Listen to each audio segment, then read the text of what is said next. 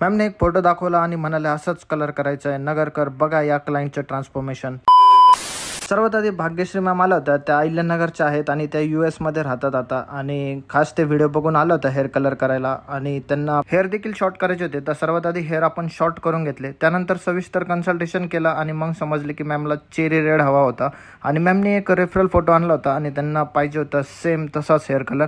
तर आपण hair colour start केला. रेफरल फोटोमध्ये आम्ही ॲनालिसिस केलं तर तो एअर टच बॅलियाज होता आणि हाच लुक आपण करायचा प्रयत्न केला आणि बॅक टू बॅक फॉइलिंग केली.